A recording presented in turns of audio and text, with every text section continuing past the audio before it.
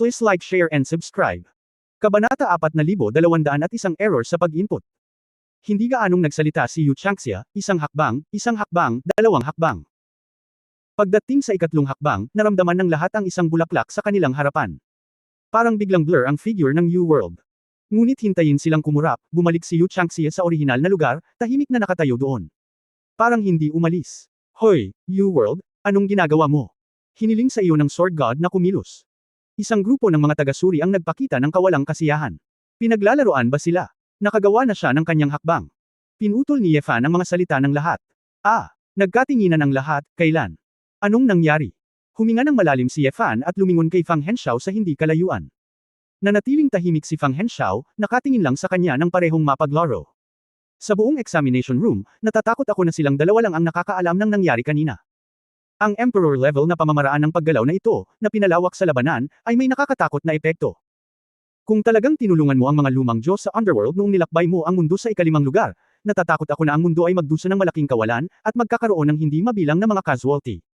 Walang hanggan ang lalaking ito, halimaw siya, kahit ang kanyang anak ay napakatalino. Napabuntong hininga si Ye Fan, bahagyang pinagpapawisan ang kanyang mga palad.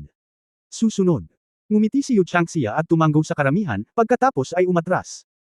Bagamat medyo hindi maipaliwanag ang isang grupo ng mga taga-suri, nang makitang si Ye Fan ay hindi nasaktan, lahat ay tamad na ituloy ito. Anyway, dapat walang resulta. Sa wakas, ang numero 1 paborito ng Tensit assessment na ito, Tyrant, ay lumitaw. Sa sandaling pumasok ang maniniil sa gitna ng venue, ang mga photographer na ito ay nagtrabaho ng gusto, inilipat ang kamera ng galit na galit, at kumuha ng close-up. Mukhang ang unang lugar ay nakatadhana sa akin. Pinunit ng malupit ang kanyang itim na balabal at ginalaw ang kanyang mga kalamnan. Ang kanyang mga kalamnan ay nakaumbok na parang mga blok ng bakal. Junbao, nagsasanay ka ng gusto sa loob ng maraming taon, ipakita ang iyong tunay na lakas. Si Tianwu, bilang isang guro, ay natural na alam kung ano ang gagawin ng disipulo, at isang mapagmataas at umaasang ngiti ang lumitaw sa gilid. Tumingin ang Tyrant kay Ye Fan na may nag-aalab na mga mata. Sword God, alam ko na ang kasalukuyang ako ay malayo sa iyong kalaban. Pero sa susunod na suntok, papayag akong aminin mo na ako ang unang upuan ng sesyon na ito. Napabuntong hininga si Ye Fan. Paanong ang mga lalaking ito ay magpanggap na mas mahusay kaysa sa iba? Siya na ang lumikha, at walang paraan na maaaring magpanggap ang mga taong ito. Ito ay talagang mas malakas, ngunit maaari itong maging isang malaking baka. Bilasan mo, tatawagan natin ito sa isang araw kapag tapos na tayo. Hindi na makapaghintay si Ye Fan, at gustong pumunta sa Fitz para hanapin si Chu Yunyao para sa muling pagsasama. Ang mga mata ng malupit ay nagpakita ng isang pahiwatig ng lamig, siya ay umungal sa langit, at isang malaking gintong liwanag at anino ang bumulwak mula sa kanyang katawan. Sa isang iglap, isang multo ng God of War na kapareho ng Tyrant ang lumitaw sa likod ng Tyrant. Nagpakita. Ito ang kakaibang kasanayan ng pamilyang isang, ang Diyos ng digmaan. Ang malupit, bilang isang disipulo ng Valkyrie Goddess of War, ay hindi kailanman nagpakita ng kanyang Diyos ng digmaan. Akala ko hindi niya nasanay ang kakaibang kasanayang ito, ngunit ito pala ay going to take it out today. Ang komentarista ng internet celebrity ay sumigaw sa kamera ng may passion. Ang malupit ay may Diyos ng digmaan. Bakit hindi ko pa siya nakitang gumamit nito? Kakaiba rin ang mga tutor sa akademya. Gustong umasa ni Junbao sa sarili niyang lakas para manalo, at palagi niyang nilalabanan ang Diyos ng digmaan. Ngayon lang, kaharap ang Sword God, wala siyang dapat pigilan, kaya magiging desperado siya.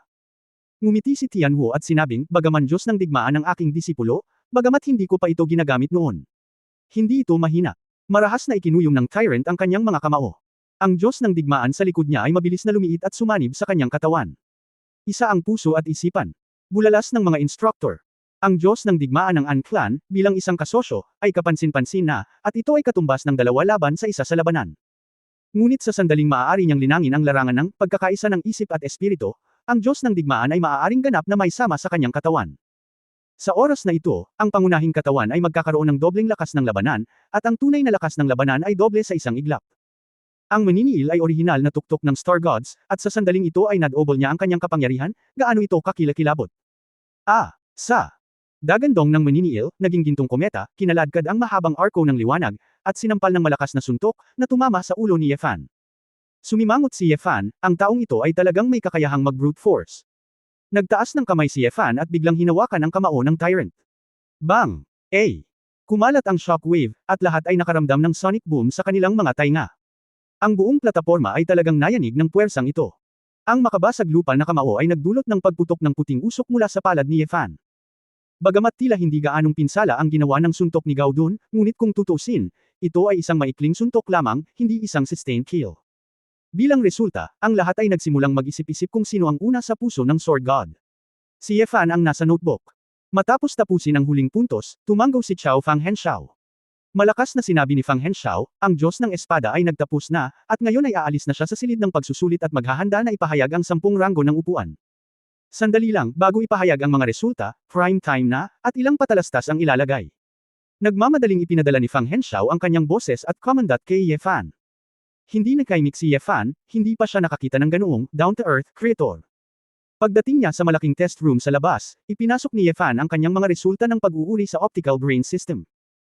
Noong una, gusto kong talakayin ito sa iba pang mga tagasuri, ngunit dahil ang lahat ay may iba't ibang opinyon sa pagraranggo ni na Gordon at Tyrant, lahat sila ay nagplano na hayaan si Ye Fan na tapusin ang huling resulta. Matapos maglaro ang ilang patalastas, sa wakas ay lumabas ang isang countdown sa screen. Okay, ang 10 upuan sa akademya sa taong ito, ang pinaka-inaasahan na ranggo ay iaanunsyo sa lalong madaling panahon. Tingnan natin kung sino ang magiging bagong unang upuan sa huli. Ang Tyrant ba ng langit? O ang henyo ni Fitz? Sa sigaw ng komentaryo, ang mga mata ng lahat ay napako sa malaking screen na lumabas sa lahat ng panig. Then, pagkatapos ng malakas na sound effect, mula sa ika-10 upuan sa dulo, sunod-sunod itong inanunsyo. Ika-10, Aslan Mage, Capone. Isa pang, Deng. Ika-9, Lei Clan, Lei Boils Water. Sa tunog ng tambol, patuloy na tumaas ang ranggo. Pang-5, ang Pamilya Dugo, Dugo Guda. Unti-unting nagbago ang ekspresyon ng lahat. Kakaiba. Ang pangatlo ay, isang malupit. Paano ito posible? Nagkaroon ng kaguluhan sa eksena, at ang mga taong nanunood ng live na broadcast mula sa iba't ibang panig ng mundo ay natulala. Ang Tyrant ay nasa ika-3 pwesto lamang. Ikalawang Geodon. No. Isang pala, nasa mundo ka. Ang napasubsob sa upuan ng internet celebrity commentator, hindi makapaniwala sa pangalang binibigkas niya. Ang mga manunood ay nahulog sa siklab ng galit ng pang-aabuso at mga reklamo, at lahat sila ay nagtanong kung ang sistema ay mali, at kahit na sumigaw ng malilim. Tumingin ang Tyrant kay Ye Fan na may galit na mukha. Mukhang natarante si Gordon at tumingin kay Yu Changxia sa hindi kalayuan. Tanging ikaw Changxia, na may kahihiyan na hitsura sa kanyang mukha, ay nahihiyang ngumiti, at ikanaway ang kanyang mga kamay sa paligid niya. Ngunit hindi nagbigay ng mukha ang mga manunood, at itinapon nila ang lahat ng uri ng basura kay Yu Changxia bilang protesta. Sword God, anong nangyayari dito? Mali ba ang input? Nagmamadaling pumunta si Tian Wu sa kinatatayuan at nagtanong. Umiling si Ye Fan, tama, ito ang utos. Paano ito posible? Wala kang gagawing anumang pinsala sa iyo, kaya maaari mong gawin ang unang lugar. Itinuro ni Ye Fan si Fang Henshao, tanungin mo ang iyong ospital. Chang, bakit hindi mo itanong, ano ang tingin mo sa Dean? Bilang nagsasalita siya, mukhang pinaghandaan si Fang Henshao, at lumutang siya sa hangin at lumapit sa podium. Ubo. Sabi ni Fang Henshao, lahat, mangyaring maging mapagpasensya at hayaan mo akong magsabi ng ilang salita. Kabanata 4202 mga himala. Nang makita na si Fang Henshao ay personal na umakyat sa entablado, ang mga manunood ay napakaligtas pa rin sa mukha. Tahimik ang eksena, at lahat ng mga mata ay natipon. Tungkol sa mga pagdududa ng lahat, ito ay talagang naiintindihan. Sa nakalipas na 10 pagtatasa, napakakaunting mga hindi pagkakaunawaan. Ngunit ang gusto kong ipaliwanag ay hindi ito isang malilim na bagay, at ginawa ito ng Diyos ng Sword ng makatarungan. Paghuhukom. Ang dahilan kung bakit naguguluhan ang lahat ay dahil ang estudyante ng New World, ang kanyang nililinang ay isang uri ng kakaibang kasanayan na hindi pa nakikita noon. Pagkasabi nito, sadyang huminto si Fang Henshao upang pukawin ang gana ng lahat. Hanggang sa ang lahat ng mga manunood ay sabik na makita ito, sinabi ni Fang Henshao ng mahigpit, ang pinagkadalubhasaan mo sa mundo ay ang emperador level na pamamaraan ng paggalaw. Nagkagulo ang audience. Ang mga bundok at tsunami ay parang tsunami. Mukhang nagulat din ang Tyrant at Gordon at sunod-sunod silang naglakbay sa mundo. Karamihan sa mga mentor ay nagpakita pa ng isang nabigla na ekspresyon, at iilan lamang ang nagpakita ng hitsura ng gaya ng inaasahan. Ang taong ito ay isang emperador. Paano ito posible? Mukhang hindi. Sinabi na ni Direk Fang, kaya may peke pa. Ngunit ano ang emperor-level movement technique? Magaling ba itong tumakbo? Nagkaroon ng mainit na talakayan ng mga manunood, ngunit hindi pa rin nila naiintindihan kung gaano kalakas ang kasanayang ito sa frontal na labanan. Napangiti si Fang Henshao at sinabi, ang lahat ay dapat na labis na naguguluhan, paano itong emperor-level na pamamaraan ng paggalaw na magagamit lamang upang makatakas, paano ito magdulot ng banta sa Sword God? Sa isang iglap, naroon ang Emperor's Sword intent na protektahan ang kanyang katawan. At kung magpapatuloy si Yu Tian sa pag-atake, malubha siyang masasaktan, kaya pansamantala niyang itinigil ang pag-atake. Gayunpaman, posibleng pilitin ang Sword God na gamitin ang Sword intent para protektahan ang katawan. Sapat na para maging unang upuan ngayong taon. Kaya, ang utos ng Sword God sa kanila ay ganap na tama, kaya lang hindi ka lumabas sa iyong panloob na pintuan. Pagkatapos magsalita, iniunat din ni Fang Henshaw ang kanyang kamay upang senadoryasan ang kamera, at lahat sila ay lumingon kay Ye Fan. Walang magawa si Ye Fan, kaya tumango siya at inamin na iyon ang nangyari. Pero nang pag-isipang mabuti ay medyo sobra rin ang kaba niya. Hindi niya siguro akalain na may ganyang pakulo sa mundo. Sa pagbabalik tanaw, hindi kailangan ni Ye Fan ang sword intent, dapat kaya niyang labanan, sapat na ang lakas ng Nine Tribulations Azure Dragon. Nang marinig ito ng mga manunood, halos naiintindihan nila ito. Bagamat inakala nilang napakahiwaga, imposibleng dayain sila ng dalawang lumikha tungkol sa bagay na ito. Kaya lang hindi ko maintindihan ng sarili kong mga mata ang 10-sit assessment na ito, na medyo nakakapanghinayang kung tutuusin. Lahat, upang kumbansihin ang mga tao mula sa lahat ng antas ng pamumuhay, ipinapahayag ko na kung ang malupit at si Gordon ay may anumang pagtutol, maaari nilang hamanin ka Changxia.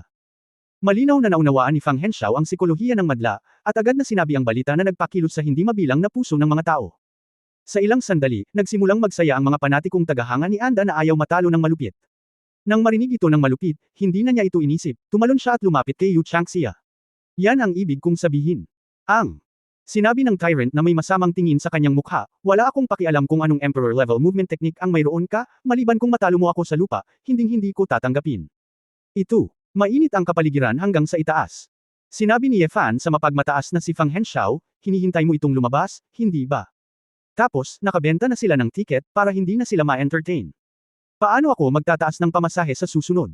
Ngumiti si Fang Henshaw at sinabing may tunog na transmission, huwag kang mag-alala, Sword God, ang iyong komisyon ay kailangang-kailangan. Maaari tayong magpatuloy sa pakikipagtulungan sa hinaharap. Huwag na nating banggitin ang pera, natanggap mo na ba ang walang hanggang pulang sobra? Paano mo nasabi? Hindi mo itinuro ang mga kasanayan sa paggalaw sa antas ng emperador ng mundo. Hindi ba't hindi mo direktang tinulungan siyang ma-promote? Bakit ganito ang iniisip ng Sword God? Bagamat ako ang dean, kailangan kong maging patas, paano ko basta-basta mapapangalanan ang isang estudyante? Ano ang iyong trump card? Pinaikit ni Ye Fan ang kanyang mga mata, hindi matukoy kung totoo o mali ang sinasabi ng mayamang matandang babae. Bakit, dahil ba hindi nasisiyahan si Sword God sa unang pwesto ni Yu Tian? Hindi mahalaga kung ako ay nasisiyahan o hindi, si Yu Tian ay malinaw na hindi kapareho sa kanila, ikaw at ako ay alam na alam ito, sabi ni Ye Fan. Pinaikit ni Fang Henshaw ang kanyang mga mata, oo.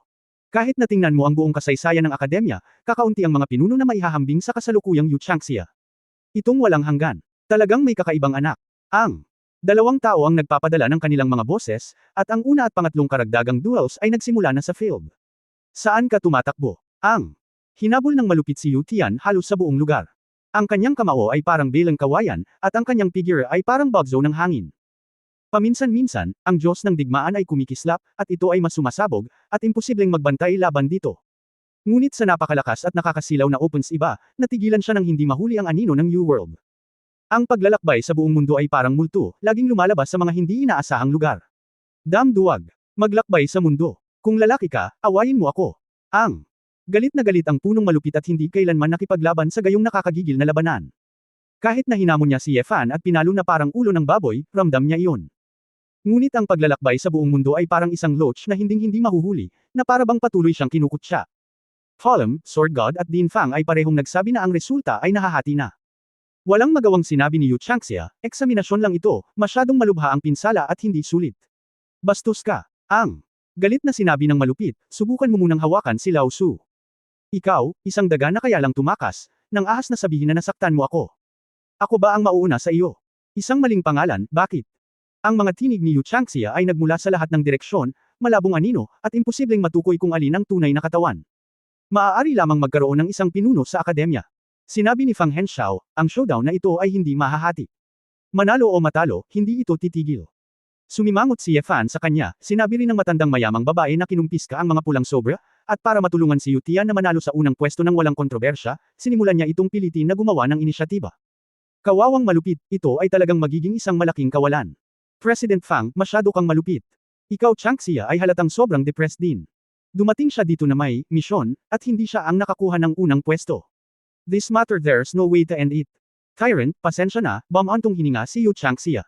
Ang malupit ay tuwang-tuwa, at tumawa ng malakas. Duwag, subukan mo kung mayroon ka.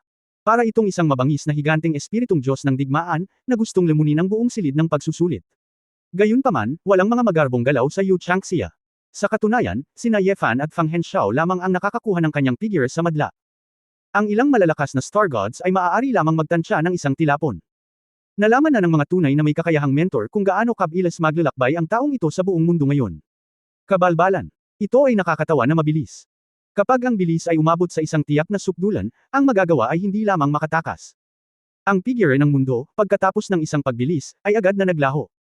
Lumitaw muli, ito ay naging isang itim na ilaw, na lumilitaw 100 metro sa likod ng malupit. Sa sandaling ito, ang buong oras at espasyo sa paligid ng malupit ay nasira. Sa bilis na nakikita ng hubad na mata, mabilis na hamina ang cultivation level ng Tyrant, at hamina din ang pisikal na lakas. Kahit ang kanyang Diyos ng digmaan, ang gininto ang liwanag ay malabo, halatang ibinaba ang kaharian. Paft. Ang malupit ay nagluwa ng isang subo ng dugo at ibinagsak ang sarili sa lupa. Kakaiba, bakas din sa mukha ng Tyrant ang pagkasilaw. Ako, nasaan ako? Parang nawala ng alaala ang Tyrant. Biglang sumimangot si Gordon, na kanina pa nanunood ng laban. Paano ito posible? Ang kabuuang base ng paglilinang ay hamina. May nakita rin si Tianwu na mali, at ang kanyang magandang mukha ay namutla. Anong uri ng pinsala ang maaaring magpababa sa cultivation realm? Oras na. Oras na. Gordon nagising at sinabi, ikaw Changxia ay puwersahang pumasok sa time-space tunnel ng may bilis, na kinasasangkutan ng Tyrant, at bumalik sa mahabang panahon. Ang kasalukuyang lakas ng Tyrant ay ang kanyang lakas lamang mula noong nakalipas na panahon, at ang masakit sa kanya ay ang pinutol na seksyon. Oras at espasyo. Ang bahagi ng kanyang memorya ay nabura ngayon, kaya hindi niya alam kung ano ang kanyang ginagawa ngayon. Bigla ding na-realize ng isang grupo ng mga mentor na hindi nila maiwasang mapabuntong hininga. Sa wakas ay naunawaan na nila kung bakit palagi na lang tumakas si Yu Tian, hindi man lang umaatake. Lumalabas na. Kapag nagsimula ng umatake ang Emperor-level movement technique, magdudulot ito ng napakalaking pinsala. Ang pagbabalik tanaw sa oras at espasyo, at kahit na nakakaapekto sa kasalukuyang oras at espasyo, nakikialam sa katotohanan ng isang tao, isa itong himala na hindi kayang gawin ng maraming creator. Ang aking iceberg beauty wife. Tulad ng napakagandang asawa ko. Kabanata 4203 ang kontrabida. Napabuntong hininga si Ye Fan, ito ay dahil ang paraan ng pag-atake sa mundo ay napakagulat kaya't siya ay mapagbantay na ginamit si Wu Zuang upang lumaban. Tumatakbo at tumatakbo, direktang binabaligtad ang oras at espasyo, muling isinulat ang realidad, ito ang Emperor-level movement technique. Noong nasa watay siya, maaaring hindi ito mapigilan ni Ye Fanzan. Ikaw Changxia ay ngumiti ng may panghihinayang sa malupit, pasensya na, kaya mo. Bago pa makapag-react ang lahat, nawala, muli ang figure ni Yu Changxia. Ang malupit ay nagyelo na parang nagyelo. Muli na namang aktibo, hinawakan ng Tyrant ang kanyang ulo sa kanyang mga kamay at bumagsak sa lupa na umiiyak sa sakit. Ang paglalakbay sa mundo ay muling lumalabas sa harap ng lahat. Okay, pansamantala dahil hindi adapted ang kaluluwa at utak, medyo masakit, at magiging maayos din ito pagkatapos ng ilang sandali. Pagkatapos, sinabi niya ito, natuklasan ng lahat na ang pagtatanim ng tirano ay nakabawi. Maaaring ibinalik niyang muli ang malupit sa kasalukuyan. Hindi ba iyon ang muling pagsusulat ng katotohanan? Upang maging tumpak, muling isinulat nito ang katotohanan ng malupit. Hindi napigilan ni Ye Fan ang paghaplos sa kanyang noo, ang estilo ng katawan ng emperador na ito na naglalakbay sa mundo ay medyo masama. Sa teorya, kung ang realidad ng Tyrant ay pilit na pinakikialaman, maaapektuhan nito ang lahat ng bagay na may kaugnayan sa Tyrant sa buong panahon at espasyo. Gayunpaman, ang simpleng paglalakbay sa buong mundo ay maaari lamang hayaan ang malupit na bumalik sa nakaraan at kasalukuyan, nang hindi naaapektuhan ang iba pang mga bagay. Ito ay hindi makatwiran, ngunit ang kapangyarihan ng emperador ay lampas sa lahat ng mga patakaran. Gao Dun, bakit ka aalis? Nakita ng isang examiner na si Gao Dun, na laging lumalaban, ay tumalikod at umalis. Although hindi siya ang creator, halos pareho lang siya. Hindi ko siya matatalo, kaya hindi na kailangan makipag-compete. Ang tono ni Gordon ay walang katulad na kalmado, nang walang kaunting pagmamataas. Ang 10,000 mga manunood sa pinangyarihan ay kalahating bumukari ng kanilang mga bibig sa sandaling ito, ganap na nasa isang estado ng pagkagulat kay Yu Changxia. Ikaw Changxia ay tiyak na hindi ang pinakamalakas na pinuno sa kasaysayan ng akademya, ngunit tiyak na siya ang isa na nanalo ng pinakamahimala. Bumantong hininga si Tianwu, hindi sinasaktan si Junbao kung matatalo siya. Sasabihin na sana ni Ye Fan, paanong mali ang kanyang paningin. May mali, ngunit bigla niyang napagtanto ang isang bagay. Ibinaling niya ang kanyang ulo upang tingnan ang isang VIP box, kung saan ang isang figure ay nakatingin sa lahat ng ito nang nakangiti. Kahit na mukhang kakaiba, ang taong iyon ay malinaw na ang hinaharap. Naging matagumpay ang plano ng Eternal Emperor. Tumingin si Ye Fan kay Yu Changxia na kumakaway sa madla sa lahat ng direksyon, tumatambol sa kanyang puso, hindi alam kung ano ang kanyang haharapin. Sa anumang kaso, ang paglalakbay na ito sa akademya ay lubhang kapakipakinabang para kay Ye Fan. Ang walang hanggang kaharian ay nagbigay sa kanya ng malalim na pag-unawa sa walang hanggang batas ng ganap na mga variable. Ang pagtatalo ng espada kay Lao Qin ay nagawa rin niyang malutas ang ilang kalituhan sa kanyang puso. Tungkol naman sa pagpapalawak ng kanyang sariling impluensya, hindi na kailangang banggitin ang kanyang kaalaman sa loob ng akademya. Bagamat nag-organisa rin si Fang Henshaw ng ilang napakagandang seremonya ng pagsasara, hindi na interesado si Ye Fan na manatili pa. Direkta siyang nagpaalam kay Fang Henshaw, at umalis sa venue na may dragon shadow na bumabasag sa kalangitan. Nang makita ni Tianwu si Ye Fan nakakaalis lang, hindi man lang siya kumusta, hindi nagbago ang mukha niya, pero sobrang hindi siya komportable. Iyon ang unang pagkakataon na maaaring baliwalain ng isang lalaking nagkusa na lumapit sa kanyang alindog. Ang pinaka hindi komportable para sa kanya ay ang makita niyang hindi mahirap hanapin si Ye Fan, ngunit talagang hindi siya pinatahimik. Fizz World, Geta. Nang muli siyang dumating sa napakagandang lungsod na ito, pamilyar na si Ye Fan sa daan. Sa pamamagitan ng espiritual na paghahanap, natagpuan ni Ye Fan ang tirahan ni Kanan. Ang isang invisible space password na pinto ay ganap na walang silbi kay Ye Fan. Matapos itong diretsyong basagin ni Ye Fan, pumasok siya sa isang malaking laboratorio. Sir, manatili po kayo. Sa pintuan ay isang lalaking nakaasol na Amerikana na may mahabang mukha, at sa likod niya ay may apat na puting pilak na metal-armored robot. Ito ang laboratorio ng dakilang sage ng Kanan. Hindi ka pinapayagang pumasok ng walang paunang imbitasyon at abiso. Sino ka? Tanong ni Ye Fan. Ako ay isang mag-aaral ng dakilang sage ng Kanan, Ander. Tapos kilala mo ba ako? Tumanggaw si Ander, hindi mapagpakumbaba o mayabang, oo, ikaw ang Diyos ng espada, ngunit kapag may dumating, ang mga patakaran ay ang mga patakaran. Ander right, nandito ako para hanapin ang babae ko, umalis ka sa daan, sabi ni Ye Fan. Your Excellency Sword God, lumabas ka muna, tapos na akong mag-report, bang. Bago pa matapos magsalita si Ander, ikanaway ni Ye Fan ang kanyang kamay at binaril siya. Bagamat si Ander ay may lakas ng Golden Nine, sa harap ni Ye Fan, siya ay marupok na parang papel. Sa isang marahas na epekto, si Ander ay nadulas mula sa dingding, na puno ng dugo, at ang kanyang mga buto ay nabali sa mahigit 100 lugar. Boom boom boom. Ang apat na robot na maglulunsad na sana ng pag-atake ay napasok ng apat na Divine Thunderbolts, na lahat ay sumabog at natanggal. Nilampasan ni Ye Fan si Ander. Siguro hindi ka tinuruan ni Kanan. Dapat pahalagahan sila ng mga taong mas malakas kaysa sa iyo kapag kausap kanila ng maayos.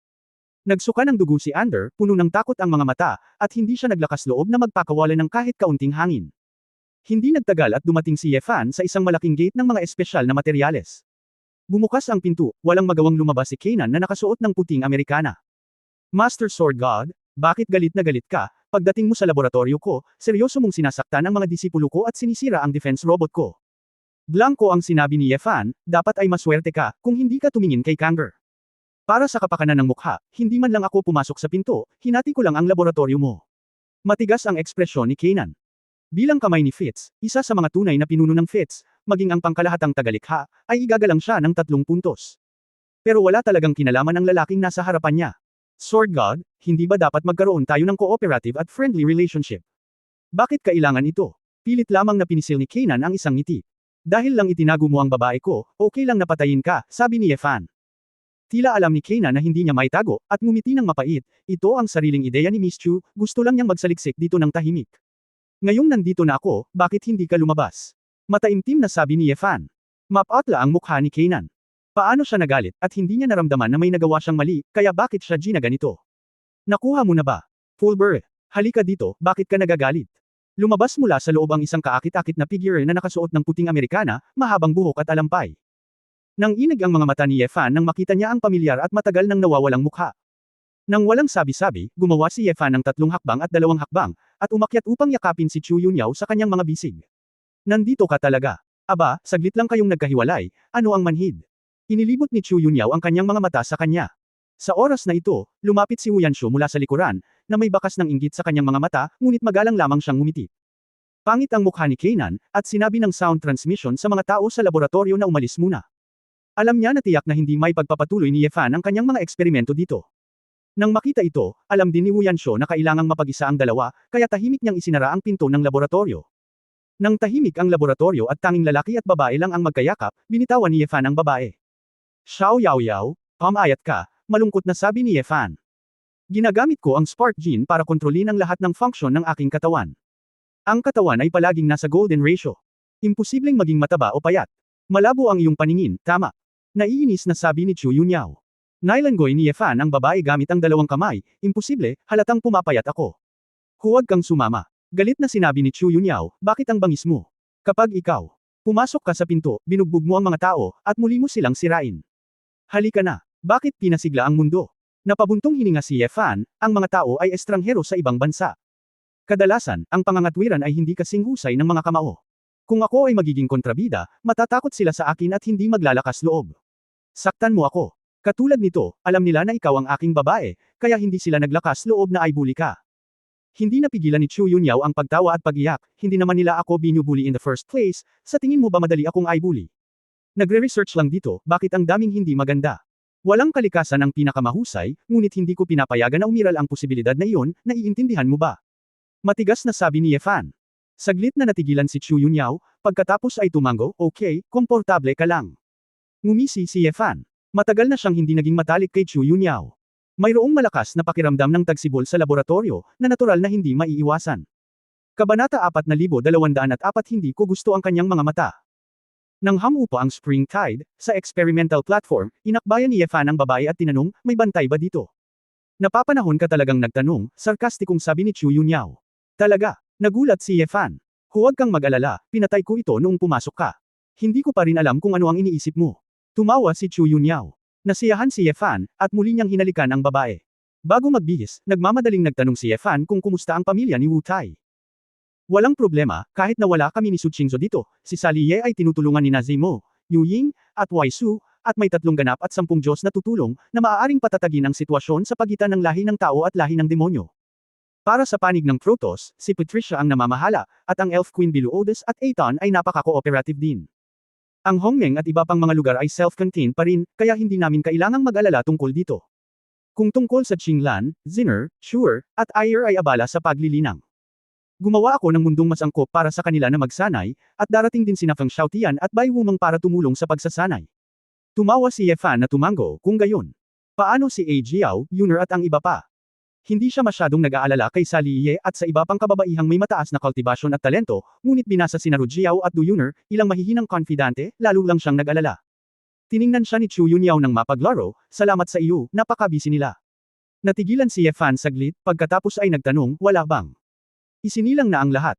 Kinaikit ni Chu Yunyao ang kanyang mga mata, si Jiao ay nagsilang ng isang lalaki, at si Yuner ay nanganak ng isang babae. Isang lalaki at isang babae. Bulalas ni Ye Fan, nakangiting parang tanga. Tumango si Chu Yunyao, mukhang mahirap para sa iyo na mabuntis, ang daming kapatid na babae, sila lang ang mayroon nito. Tama na, kontento na ako. Natawa si Ye Fan at sinabing, sa pagkakataong ito ay may isang nakababatang kapatid na lalaki. Ang aking nakababatang kapatid na babae. Oo, si Biluodes ay may isa pa sa kanyang tiyan. Malamig na ngumuso si Chu Yunyao, hindi ko nakita ang aking ama noong ipinanganak ako, at hindi ko man lang kinuha ang aking pangalan. Tila ibinuhos si Ye Fan sa palanggana ng Bing Shui, na may mapait na ngiti, ikinalulungkot ko sila. Sa kabutihang palad, mayroong maraming mga lolo't lola, mga tiyuhin at iba pa, ngunit ang dalawang maliliit na lalaki ay hindi napinsala. Nagtanong si Chu Yunyao, ano ang gagawin mo? Oras na para bumalik para makita sila. Ibinaba ni Ye Fan ang kanyang ulo at nag-isip sandali nang marinig niya ito. Xiao Yaoyao, pumunta ako sa akademya sa pagkakataong ito at nakipagkasundo sa 12 magiting na pamilya ng sibilisasyong Anda. Ipinaliwanag ni Ye Fan ang kanyang plano. Nabanggit din sa akin ni Su Qingzhou ang bagay na ito tungkol sa pag-uugnay sa dakilang mundo sa ikalimang asawa. Pinaplano mo bang makipagkita sa iyong pamilya sa oras na iyon? Umiling si Ye Fan, bago iyon, kukunin ko silang lahat, pati na ang mga bata. Ano? Medyo nagulat si Chu Yunyao, sasanduan mo ba sila? Nakangiting sinabi ni Ye Fan, hindi na ako Ye Fan na kagagaling lang sa malaking mundo. Dahil ako ang naging lumikha, wala nang dahilan para magsinungaling. Kung hindi man lang ako maglalakas loob na dalhin ang sarili kong mga kamag-anak dito, kung gayon anong mga kwalifikasyon ang mayroon ako para maging pantay ang katayuan sa templo. Kung pinuprotektahan ko man ang tiwala sa sarili ng mga tao sa paligid ko. Kung wala, paano mo makukumbansi ang mundo na labagin ang mga tuntunin ng templo kasama ko? Ang mga mata ni Chu Yunyao ay komplikado, parang ganito. Naiisip mo ba talaga? Napabuntong hininga si Ye Fan, imposibleng sabihin na tayo ay lubos na sigurado, ngunit. Mayroon akong kutob na kung mangyayari ang mga bagay, hindi na ito maaaring maantala pa. Mula nang dumating siya sa malaking mundo, pinukaw niya ang sitwasyon ng 4 na pangunahing gininto ang sibilisasyon. Maging ang tadhana at kawalang hanggan ay malinaw na kasangkot. Ngunit sa ilalim ng gayong mga pangyayari, ang Diyos na lumikha sa likod ng templo ay tila walang paggalaw. At ang ninuno ng Shenlong Royal Family, ang Dragon, ay nakatago sa likod ng mga eksena, na parang hindi nagmamadali o naiinip, tahimik na pinapanood siya, nilalabag ang iba't ibang alituntunin ng pamilya ng Shenlong Royal Family. Dapat mong malaman na ang templo ay direktang namagitan sa pagkawasak ng Watai. Iyan ay nagpapakita na ang templo ay talagang pagalit sa kanya, at imposibleng pabayaan ito.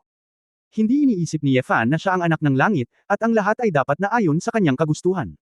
Sa likod ng insidenteng ito, dalawa lang ang posibilidad. Una, ano ang pagpaplano ng templo, na nagbabalak na itakda ang mundo sa isang pag-ikot, upang hindi siya maligtas. Pangalawa, ang kabilang partido, sa ilang kadahilanan, ay walang oras para alagaan siya pansamantala. Kahit alin man ito, kailangang pahalagahan ni Ye Fan ang kasalukuyang matatag na panahon, at subukan ang kanyang makakaya upang isapubliko ang mga lihim ng Five Taste at ng Great World. Ang malaking World Mass Delusion model ni Wu Yanshuo ay talagang napakamaalalahanin. Sinabi ni Chu Yunyao, bagaman hindi pa naisasagawa ang field test, kung ito ay mabilis, ito ay ipapatupad sa loob ng 1 taon. Ito ang pinakamabilis. Maaaring magkamali. Sumimangot si Ye Fan, ibig sabihin. Tatagal ito ng kahit 1 taon. Higit pa riyan, napakaraming teleportation formation sa malaking mundo na kailangang baguhin, ibig sabihin ay aabutin ng ilang taon bago kumalat. Halika. Sinabi ni Chu Yunyao, hindi ako sigurado kung gaano ito katagal, ngunit kailangan mong magplano para sa pinakamasama. Tumango si Ye Fan, at agad na nag-isip ng isa pang mahalagang bagay. By the way, Xiao Yao Yao, napag-isipan mo na bang gumamit ng entropy enhancing method para gumawa ng ilang armas? Tumingin si Chu Yunyao sa lalaki saglit, at biglang naglabas ng 3-dimensional na modelo. Ano ito? Hindi rin maintindihan ni Ye Fan. Bago ako dumating sa malaking mundo, ang huling sandata na sinasaliksik ko ay ang particle chaos ray. Sinabi ni Chu Yunyao na may malalim na titig, sa madaling salita, ito ay isang sinag na nagpapataas ng entropy at sumisira sa materya. Natigilan si Ye Fan, naisip mo na ba ito? Naisip ko ito, hindi karaniwan, ang tanong ay, paano mo naisip ang tungkol sa pagtaas ng entropy? Ang implikasyon ni Chu Yunyao ay hindi maaaring maging ganoon katalino si Ye Fan. Kaagad na nagsalita si Ye Fan tungkol sa bagay ni Gordon. Xiao Yao Yao, nararamdaman ko na sa pamamagitan ng pagkontrol sa pagtaas o pagbaba ng entropy, maaari itong magkaroon ng mahimalang epekto. Kahit na ang lumikha ay maaaring epektibong pumatay. Hindi kailanman nag-alinlangan si Ye Fan na ang pinakamataas na limitasyon ng agham, ang prinsipyo ng pagtaas ng entropy ay lilito, ginawa niya itong mas matatag. Kung talagang makakagawa si Chu Yunyao ng sapat na malakas na entropy increase na armas, kung gayon ang paghaharap sa templo ay maaaring magkaroon ng malalaking variable. Gao Dun. Gusto ko siyang makilala, halatang interesado rin si Chu Yunyao. Agad namang lumabas ng laboratory ang dalawa. Sa entablado sa labas, walang magawa ang isang grupo ng mga tao na pinamumunuan ni Kanan. Si Ander, na malubhang nasugatan ni Ye Fan, ay halos gumaling na ngayon, nakatayo sa likod ni Kanan na may takot at galit sa kanyang mga mata. Hindi ko gusto ang tingin sa kanyang mga mata, hayaan mo siya, sabi ni Ye Fan na nakakunot ang noo. Kung may galit, nangangahulugan ito na mayroon pa ring hindi kasiyahan, at kung mayroong hindi kasiyahan, nangangahulugan ito na nais mong gawin ang isang bagay. Napangiti si Kanan, Sword God, konting misunderstanding lang, bakit kailangan mong maging mapagpasyahan? Tutal, akin din naman siya. Boom! Isang grupo ng Sword Intent Flames ang direktang nagpasiklab kay Ander at ginawa itong abo.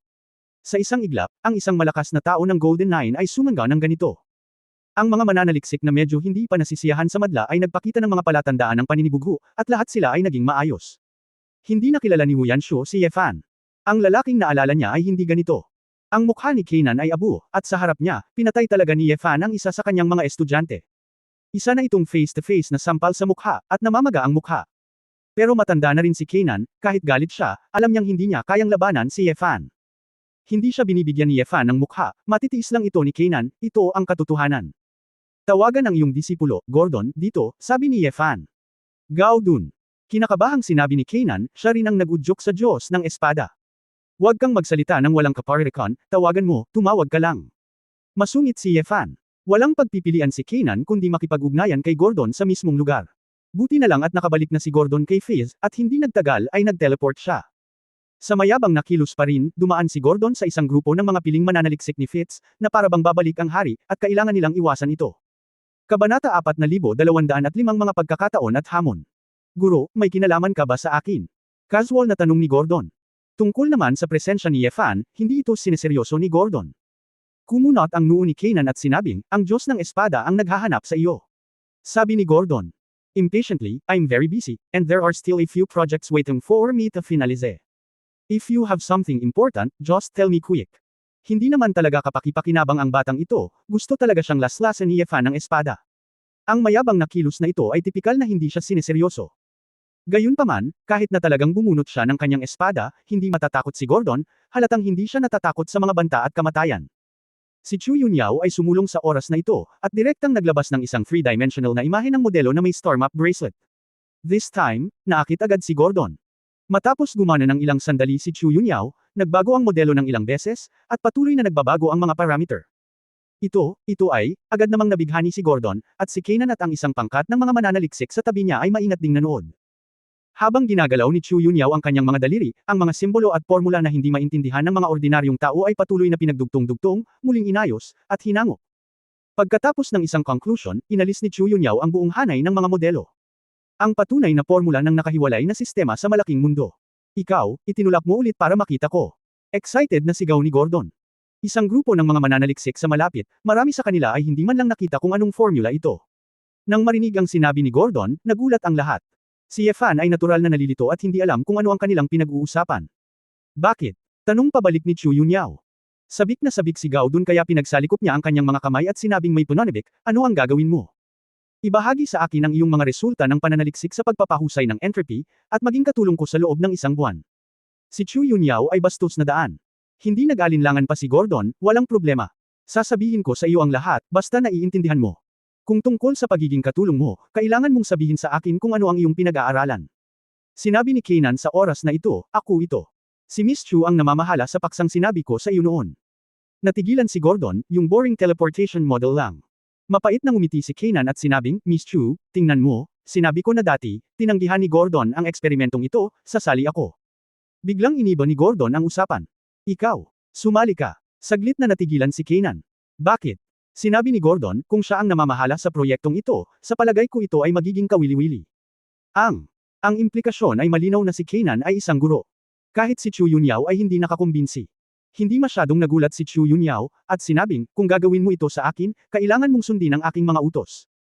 Kung gagawa ka ng mga pagbabago ng walang pahintulot, lumayas ka sa harapan ko. Diretso ang ekspresyon ni Gordon, at mas seryoso siya kaysa dati, walang problema. Si Yefan sa gilid ay hindi napigil ang tumawa at tumawa. Mula sa simula hanggang sa wakas, hindi nagpakilala si Chu Yunyao, ni hindi tinanong ni Gordon ang pinagmulan ng babae. Isang formula, isang modelo, ang direktang nagtutuwid kay Gao Dun sa pagsunod.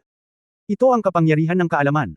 Kahit na gusto pa ni Yefan na makipagkita kay Chu Yunyao saglit, halatang wala nang pakialam sa kanya ang babae. Kaagad na nakipag-chat si Yefan kay Wu Yansho ng ilang salita pa ng pribado, at pagkatapos makumpirma na okay lang ang babae, gumaan ang pakiramdam niya. Siya nga pala, hinayaan din ni Yefan si Han Yinsheng na lumabas sa mundo ng mga espada at hinayaan ang dalawang magkapatid na magkita. Matapos alalahanin ang mga lumang panahon, magiging abala si Yefan sa pagbalik sa Shenki at direktang magpaalam sa babae. Bagamat nakaramdam si Wu Yansho ng pagkawala sa kanyang puso, alam din niya na masyadong malaki ang agwat sa pagitan nila, at napakabihirang mapanatili ang isang pagkakaibigan. Pagkatapos bumalik sa Shenlong Royal Family, naghintay si Yefan ng ilang araw bago dinala ni Su Qingzhou si Bidongtian. Sa maliwanag na bahagi, si Su Qingzhou, bilang isang manliligaw, ay dinala si Bidongtian, ang chairman ng Chamber of Commerce, sa Longyu upang palawakin ang kanyang negosyo. Nang magkita ng pribado, magalang na iniabot ni Bidongtian ang isang gintong sulat kay Yefan. Lord Sword God, ito ang liham ng pangako na nilagdaan ng 12 magiting na pamilya. Sa sandaling umakyat si Prinsipe Xinghe sa trono, mangangako ang temple transmission business ng sibilisasyong Anda na bubuksan ang kontrata sa Dest Alliance. Ngunit mayroong isang premise, iyon ay sa teritoryo ng ika-12 pamilya, ang teleportation array ay hindi dapat pakialaman. Hindi nag-abala si Yefan na basahin ang dokumento, at hindi siya nang ahas na magsinungaling sa kanya nang sukatin niya ang grupo ng mga lalaki mula sa sibilisasyong Anda. Narinig ko na sa oras na umalis ako, si Xinghe ay nasa mundo ng Lingbayan, nangunguna sa mga tropa upang labanan ang natural na sakuna ng mga demonyong hayop, at ang pag-unlad ay napakalinaw. Oo, ang dalubhasa ni Zhongshu, si Longai King, ay maparaan at tumulong sa ika-9 na prinsipe. Maraming problema ang naayos na. Ngumiti si Bidongtian at sinabing, tungkol sa sibilisasyon ng Anda, pinaghandaan na namin ito, at natural na walang mga pagtatalo. Pagkatapos, kapag bumalik si Xinghe sa oras na ito at ginawang santo ang prinsipe, tiyak na hindi siya makakatakas. Ye Sail Road. Natural lang pero nag-aalala ako na baka magkaroon ng puot sa panig ng Reyna, kaya mas mabuting mag-ingat, sabi ni Bidongtian. Sinabi ni Yefan na may bahagyang ngiti, hanggat ang mga tao sa likod ng prinsipe ng korona ay hindi itinuturing ang trono bilang isang layunin, kung gayon si Xinghe ay nasa aming tulong, at walang kalaban. Yung mga tao sa likod. Sumimangot si Bidongtian, ibig mong sabihin, si Pangguogong, Haring Suzako, wala ka bang planong tulungan ang prinsipe ng korona na umakyat sa trono? Sinabi ni Su Qingzhou, huwag kang maging presidente, ang mga bagay na ito ay walang kinalaman sa iyo, kaya't huwag nang magtanong pa, ang kailangan nating gawin ngayon ay maghintay. Naintindihan naman ni Bidongtian, nakangiting tumango, at saka nagpaalam muna. Matapos matahimik ang hardin sa likod, sinabi ni Su Qingzhou, makinig kay Yunyao, balak mo bang bumalik at dalhin ang lahat? Malungkot na sinabi ni Yefan, nagchat pa rin kayo sandali. Sinabi rin niya na siya ay abala, kaya bakit ikaw pa? May pag-uusapan ba kayo? Pinag-uusapan namin ang tungkol sa pag-unlad ng trabaho, kaya nagkaroon kami ng mabilis na pag-uusap, kung nanatili ka doon, magagawa ba niyang magtrabaho ng maayos? Sabi ni Su Qingzhou na may kalahating ngiti ngunit hindi nakangiti. Nagpout si Yefan at umamin, oo, ayaw mo ba kay Tuan Tuan? Siyempre, dapat ay lumaki ng husto si Tuan Chuan. Kinagat ni Su Qingzhou ang ibabang labi, huminga ng malalim at nagtanong, ano? Oras na para bumalik. Dapat mas maaga kaysa mamaya. Pagbalik ko sa oras na ito, kailangan kong makipagkita at kumustahin si Lao Lin. Kung ang ikalimang asawa ay sumali sa malaking mundo, ito ay parehong isang pagkakataon at isang malaking hamon. Ang mga bastard ng sibilisasyon ay hindi kinukuha ang buhay ng mga tansong sibilisasyon bilang mga tao. Kailangan kong iakma sila sa mga kondisyon ng malaking mundo sa lalong madaling panahon, lalo na ang intensity ng ginintoang mundo, at maging handa. Tumango si Su Qingzhou, naiisip mo ba? Hindi ko na kailangang ipaalala sa akin ang mga ito. Ngumisi si Ye Fan at sinabing, gayunpaman, hindi natin kailangang mag-alala ng sobra. Sa ngayon, tila ang ikalimang asawa ay hindi bababa sa kasing husay ng malaking mundo sa mga tuntunin ng mga banal na hayop. Posible ring tulungan ng mga banal na hayop. Ang mga banal na hayop sa malaking mundo ay medyo nakakalat, at sa harap ng lumikha, ang mga banal na hayop ay walang gaanong pakinabang. Mataimtim na sinabi ni Su Qingzhou, mas mabuting hayaan mo silang pumunta sa lalong madaling panahon at mag-adjust ng maaga. Kinamayan ni Ye Fan ang babae at sinabing, kung gayon, babalik muna ako, at aasa ako sa iyong asawa upang tulungan akong manood. Pumunta ka, dalhin mo ang lahat ng bata, gusto ko ring makita kung anong uri ng batang isinilang ni Jillian at Yuner, sabi ni Su Qingzhou na may pananabik. Nakinig si Ye Fan sa babaeng nagsasabi ng mga salitang ito ng mahinahon at mahinahon, at nakaramdam ng isa pang kakaibang pakiramdam sa kanyang puso, ngunit ngumiti pa rin siya at tumango. Kabanata 4206 ang dragon ay nalilito. Walang shortcut sa pagbabalik sa Watai, kaya pilit lang niyang magagamit ang kakayahan ng lumikha upang maglakbay sa malaking mundo at bumalik ayon sa mga coordinate. Naaalala pa rin ni Ye Fan kung gaano kakilig nang dalhin siya ni Lao Lin sa malaking mundo saglit. Ngayon, hindi na siya kayang pigilan ng lahat ng bagay sa malawak na universo. Pagkatapos ng paulit-ulit na pagpapadala, lumabas si Ye Fan mula sa daanan sa Shenlong Palace. Ang Shenlong Temple ay ang likas na ugat sa malaking mundo, tulad ng mga daluyan ng dugo ng ilang uri ng behemoth. Mula dito, medyo maliit ang paggalaw. Pagkatapos ng lahat, nasanay na si Ye Fan sa tindi ng gininto ang mundo. Kung hindi niya pipigilan ang sarili, maaaring magdulot siya ng malaking sakuna kapag nagpakita siya sa isang lugar sa Watai. Diyos ng Espada. Sa sandaling tumuntong siya sa Shenlong Palace, narinig niya ang isang pamilyar na boses, na may bakas ng pagkagulat at pagkagulat. Elder Hua, manatiling ligtas. Lumingon si Ye Fan at ngumiti. Ang taong nasa harap niya ay si Hua Feihua. Si Hua Feihua ay nagsasanay sa templo, at ngayon na ang ikalimang asawa ay patuloy na kumikilos, ang mga matatandang henerasyon, na ito ay natural na gamaan.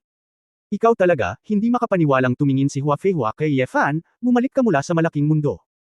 Tumango si Ye Fan, oo, gaano katagal akong nawala. Dahil sa pagkakaiba ng oras, hindi rin alam ni Ye Fan. Ilang araw na ang lumipas ni Mrs. Wu. Sa normal na oras, 5 taon na ang nakalipas sa Kyushu, ngunit ginulo ni Ling Yue ang oras. Hindi ko alam kung gaano katagal lumipas ang lahat. Ngumiti si Ye Fan. Sa katunayan, kung nais mong linangin, lahat ay naranasan ito ay naging normal sa daan-daang libong taon. Sa pagsasalita pa lang tungkol sa sarili niya, hindi na niya matindaan kung ilang taon na siya. Elder Hua, 5 kalamidad na. Sandali itong sinulyapan ni Ye Fan at nakangiting sinabi, nakakatuwa.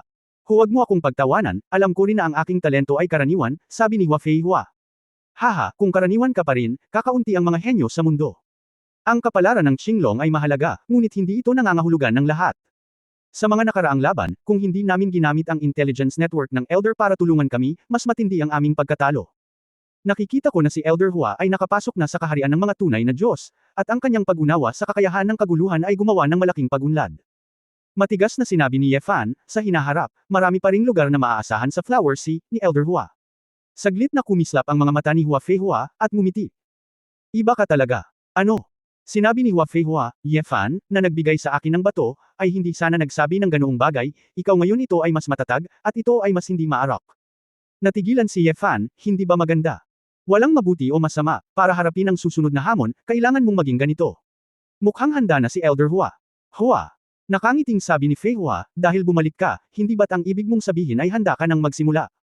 Kuya, miss na kita. Sa sandaling ito, isang figure na sumugod siya mula sa labas at niyakap si Ye Fan. Natulala si Ye Fan saglit, inikot ang kanyang ulo ng matigas, at tiningnan ang mukha na may labis ng ngiti sa likod niya. Feng Xiaotian, paano mo nalaman na bumalik ako? Kung nagkataong nagkita si Hua Feihua, halatang napansin ito ni Feng Xiaotian at pumasok sa Shenlong Palace. Kuya, ano ang iyong pagkakakilanlan, isang dakilang Diyos, na pumasok sa ikalimang asawa, hindi ko ba alam? Ngumisi si Feng Xiaotian. Nanliit ang mga mata ni Ye Fan, naramdaman niya itong mabuti, at hindi niya maiwasang hindi makapagsalita. 8 kapigatian. Si Hua Feihua, na nasa likuran niya, ay nagulat din, Sword God, ano ang sinabi mo? Pumasok si Elder Feng Xiaotian sa 8 Tribulation. Tulad ng inaasahan sa kuya, masasabi mo sa isang sulyap, tumawa si Feng Xiaotian. Elder Feng Xiaotian, kailan ito nangyari? Bakit walang nakakaalam? Nagulat si Hua Feihua. Palagi nilang iniisip na pagkatapos na makalusot si Feng Xiaotian sa ikapitong kalamidad, hindi na siya muling makakalusot. Napakamot ng ulo si Feng Xiaotian, matagal na, halos 1 taon na. Kung gayon bakit hindi mo sinabi, palaging iniisip ng lahat na ikaw ay nasa ikapitong kapahamakan, naguguluhan si Hua Feihua. Ikanaway ni Feng Xiaotian ang kanyang kamay, akin na ang lahat, ano ang pinagsasabi mo? Nakaka-pressure sa lahat. Nag-isip sandali si Ye Fan, at sinabing, natatakot kang sabihin ito, at hindi maglalakas loob ang lahat na gamitin ka bilang isang sparring partner. Nakangiting sabi ni Feng Xiaotian, yung nakakakilala sa akin, kuya. Walang magawa si Ye Fan, sa pagkakaalam niya, sina Xiao Ziner at Feng Qinglan, at ang iba pa, ay madalas na humiling kay Feng Xiaotian na lumaban at magsanay ng magkasama. Ang pinakamakapangyarihang Feng Xiaotian ay talagang ang pinakamahusay na kalaban at maaaring matuto ng maraming. Ngunit kung sinabi ni Feng Xiaotian sa kanila na siya ay isa ng Qinglong ng 8 Tribulations, ito ay ganap na naiiba. Masyadong malaki ang agwat, at ang mga babae ay nahihiya na, antalahin, ang oras ni Feng Xiaotian. Ginawa ito ni Feng Xiaotian para alagaan ang emosyon ng isang grupo ng mga sister-in-law at tahimik na maging sparring partner nila. Mahirap para sa iyo, sadyang nagpapanggap na mahina, taos-pusong sabi ni Ye Fan. Haha, hindi masyado. Mabilis ang pag-unlad ng mga sister-in-law, at paminsan-minsan ay maaari nila akong sorpresahin sa kanilang mga panlilinlang. Kahit na kung minsan ang pagsasanay ay masyadong mahaba, na ginagawang ang aking pamilya ay may mga opinyon, ngunit ito ay kawili-wili pa rin. Feng Xiaotian he grinned and said, higit pa, kahit na gusto ko talagang maghanap ng mapag-uusapan, wala talagang hahanapin. May isang matandang gao, ngunit namiss ng matandang gao ang kanyang sariling mga tao at nagpunta sa underworld upang muling makasama ang Demon Dragon Clan ng Absolute Beginning. Lalo akong nenas. Hindi napigilan ni Ye Fan ang tumawa at tumawa. Sa katunayan, sa kasalukuyang lakas ni Feng Xiaotian, sa ilalim ng lumikha, natatakot siya na hindi siya magagapi. Baka ang mga mythical beast ay pwede niyang maging sparring partners. Ngunit ang higit na ikinagulat ni Ye Fan ay ang alam ni Feng Xiaotian na bumalik siya sa ikalimang asawa. Ipinapakita nito na kahit na hindi pa naging creator si Feng Xiaotian, hindi siya nalalayo. Hindi napigilan ni Ye Fan na mapabuntong hininga na sa usapin ng talento, bukod sa kendo, baka talagang mas mababa siya kay Feng Xiaotian. Kung hindi ka naantala ng napakaraming taon ng 2 hadlang ng Shihua, at paglimot sa pag-ibig, baka nakaranas ka na ng 8 kabigatian. Ngumiti si Feng Xiaotian at umiling, masama ang mga salita ni kuya, kung hindi sa sandaling nagalit ako ng kuya, matagal na akong nawala ng motibasyon na magsanay, marahil ang aking lakas ay hindi sumusulong ngunit umatras. Oo, ang hitsura ng Sword God, hindi ko alam kung gaano karaming tao ang naging inspirasyon, taos-pusong sabi din ni Hua Feihua. Ang dalawang ito ay parehong nakatatanda ni Ye Fan, ngunit ngayon, ang kanilang pagkakakilanlan ay tila nabaligtad.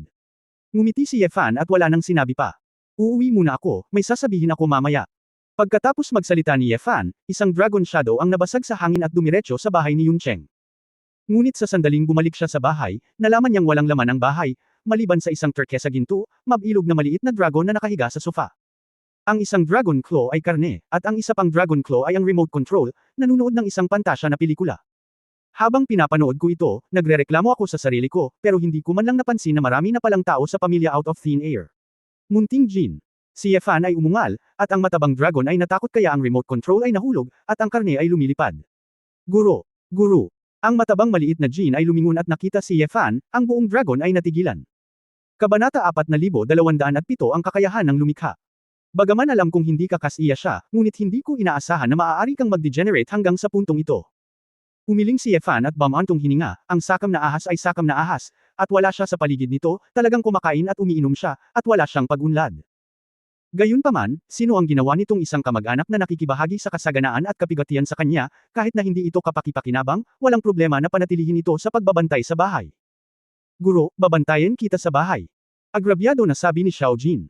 Masaya si Ye Fan, isa siyang housekeeper. Master, ako, miss na miss kita. Sabi ni Xiao Jin, bumagsak ang mga luha niya, at dumiretso siya sa gilid ni Ye Fan, hinimas ang ulo. Tingnan mo ang iyong sarili, gaano ka kataba. Inabot ni Ye Fan at pinisil ang mukha ni Xiao Jin at sinampal ang laman, sinabunutan, at kinurot ang malaking tiyan ni Xiao Jin. Hindi ko pa ito nakita noon, kung sinong Shenlang clan ang kasing taba mo. Hanggat mayroon kang kaunting gulugod, hindi ka magkakaroon ng mga buto. Nagmamadaling ipinaliwanag ni Xiao Jin, Guru, hindi mo ako masisisi, ay ito ay para sa kapakanan ng mga Young Master.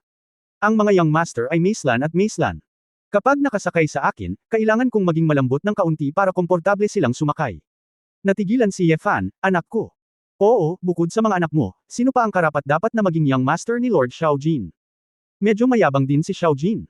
Sinipa ni Yefan ang matabang dragon, hindi mo nakakalimutan ang iyong pagmamayabang kapag nambobola mo ang iyong puwet. Talagang hindi ka nagbago. Hehe. Magaling sumipa si Master, matagal na akong hindi binubugbog ni Master, masama pakiramdam ko. Namimiss ko na ta. Nagmamadaling niyakap muli ni Xiao Jin ang paa ni Yefan, nakahiga at nagdadabog. Hinaplos ni Yefan ang kanyang noo sa pagkabalisa. Maaari niyang dilaan ang maraming aso hanggat kaya niya, kahit gaano pa niya dilaan ang mga dragon. Paano ang mga mistress mo? Paano ang mga young masters? Sobrang namiss ito ni Yefan. Bagamat nakikita niya ito sa kanyang banal na kahulugan, ayaw niyang maging napakagulo. Karamihan sa mga hostess ay nagsasanay. Si Mrs. Jillian at Mrs. Yuner ay pumunta para sunduin ang dalawang young master sa paaralan. Nagpunta sila sa paaralan. Kindergarten. Naisip ito ni Yefan at tama siya. Oras na para sa kindergarten. Gayunpaman, ang pagsundo sa mga bata mula sa paaralan ay medyo malayo para kay Yefan ngayon. Ang ikapitong sangay ng Yuncheng Kyushu Kindergarten. Kapag tapos na ang paaralan, sunod-sunod na sinusundo ng mga magulang ang kanilang mga anak. Nanay Hanhan, Mama Xiaoshu, magkakasama na ba kayo? Sinalubong ng guro ng preschool ang isang pares ng mga nakamamanghang dilag na papalapit. Oo, Guru Tong, maganda ba ang mga bata ngayon? Nakangiting tanong ni Du Yuner. Mapait na ngumiti si Teacher Tong, napakahusay ni Xiaoshu, ngunit muling nakipag-away si Hanhan sa ibang mga bata. Buti na lang at walang away. Anong nangyari sa batang ito? Tanong ni Nayenro na nakakunot ang noo. Nanay Hanhan, tama iyan. Ngayon ay nagkukwento tayo tungkol sa karanasan ng emperador at dekano noong bata pa, at kung paano naging maliksi at sabik na matuto ang emperador, at sa wakas ay naging nangungunang tatlo. Sa huli, sabi ni Hanhan, ang emperador na si Din Ziggy ay madalas na pumunta sa iyong bahay at nagkukwento sa kanya. Siyempre hindi naniniwala ang ibang bata, nagyayabang daw siya, at nag-aaway sila. Walang magawang sinabi ni Teacher Tung, ang batang ito, huling beses na said, nakasakay siya sa Azure Dragon Divine Beast. Hindi ko talaga alam kung ano ang iniisip niya, pero diretsyong mukha ang sinabi niya. Kung hindi niya sinabing napakataba ng Azure Dragon at mahilig manood ng TV, halos maniwala kami bilang mga guro. Nagkatinginan sina Rujiao at Du Yuner at awkward na ngumiti. Paumanhin, Guru Tong, babalik ako at kakausapin siya, paumanhin ni Nayan Rujiao. Hindi nagtagal ay naubos na ito ng dalawang maliliit na lalaki. Malaki ang ulo ng batang lalaki, maikli ang buhok, maitim ang kutis, at napakaningning ng mga mata. Ang batang babae ay medyo payat, ngunit siya ay may misla na hitsura, ang kanyang kutis ay puti ng nyebe, ang kanyang buhok ay alampay, at siya ay nakasuot ng butterfly hairpin. Nay! Sabihin mo kay Teacher Tong, nagkwento talaga si Lolo Di sa akin. Kilala ko talaga siya. Hinawakan ni Hanhan ang palda ni Nayan Rujiao at labis na hindi nasisiyahan. Huwag mo nang pag-usapan yan, umuwi ka na at pag-usapan yan. Hinawakan ni Nayan Rujiao ang kamay ng kanyang anak at dir-diretsyong lumabas. Binuhat ni Du Yuner ang kanyang anak, at walang ibang sinabi ang batang babae kundi ang magpaalam sa guro. Pagtingin sa likuran ng apat na papaalis, ilang guro sa preschool ang nagbantay. Sino ang mga asawa ni na Miss Nayen at Miss Du? Ewan ko ba, nagpakasal talaga sila sa dalawang magagandang babae ng sabay, pero wala silang pakialam sa mga anak at sa kanilang mga asawa. Oo, bahagi nito ay totoo. Hindi kaya kilala mo talaga si Dean Emperor. Ano ka ba, ang mga bata sa ganoong antas ng pamilya ay maaaring pumunta sa aming kindergarten. Lahat sila ay ipinadala sa pribadong paaralan ng angkan o tinanggap para sa pagtuturo. Gayun din. Narinig talaga ni Du Yuner at Nayan Rujiao ang talakayan ng mga guro sa preschool, ngunit sanay na sila. Pagkalabas ng kindergarten, naagrabyado pa rin si Hanhan. Nay, bakit hindi mo sinabi kay Teacher Tong na hindi ako nagsisinungaling? Baby, hindi ba't ilang beses ko nang sinabi sa'yo? Hindi natin pwedeng sabihin sa labas ang mga bagay-bagay sa ating pamilya. Same time na sinabi ni Nayenro, paglaki mo. Maiintindihan ko. Dahil ba sa wala tayong ama? Tanong ng maliit na bata. Hindi naman sa wala akong ama, nagpunta ang tatay ko sa malayong lugar at uuwi rin pagdating ng panahon, pagwawasto ni Nayan Rujiao.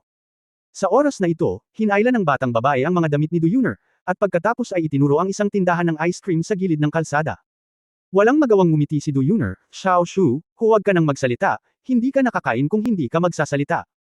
Nay, gusto kong kumain ng ice cream. Sa wakas ay nagsalita si Xiaoshu. Pagkatapos mong kumain ng ice cream, dapat kang maligo sa gabi, okay? Ito na naman ba ang medicated bath na ibinigay ni Tita Xiaoyo, may maliliit na surot doon. Nagpout ang batang babae. Iyan lang para sa iyong kalusugan, maging mabuti, maging masunurin. Suyuan ang dalawang sanggol, pumasok ang apat sa ice cream shop. Pagpasok pa lang nila sa tindahan, tatanungin na sana ni Du Yuner ang mga bata kung ano ang kakainin, ngunit isang lalaking katabi niya ang unang nagtanong. Mga anak, ano ang gusto ninyong kainin? Halos magkasabay na kinilig sina Du Yuner at Nayan Rujiao sa hindi makapaniwala. Tumingin sa likod niya. Asawa, Kuya Yefan. Nang makita ang lalaking biglang sumulpot sa kanyang likuran, agad na namula ang mga mata ng dalawang dalaga. Hindi masyadong nagsalita si Yefan, at umakyat upang direktang yakapin ang dalawa sa kanyang mga bisig. Salamat sa iyong pagsusumikap, Jillian, Yuner. Nabulunan si Nayan Rujao at sinabing, asawa, bakit ka bumalik? Akala ko aabutin ng maraming taon. Nakangiting sabi ni Yefan, na-miss ba kita? Pinunasan ni Du Yuner ang kanyang mga mata at bumantong hininga, madaling sabihin, alam mo ba kung gaano kami naging hindi komportable sa mga nakaraang taon? Kasalanan ko, this time nandito ako para ihatid ka sabay na tayo, nahiyang sabi ni Yefan. Sa pag-iisip ng kung ano, ang dalawang babae ay mabilis na kinuha ang dalawang maliliit na lalaki na nasa tulala na entablado. Hanhan, tawagin mo akong Tetay. Xiaoshu, tawagin mo akong Daddy. Sa kabila ng pakiusap ng ina, halatang hindi makapag-react at hindi makapagsalita ang dalawang bata.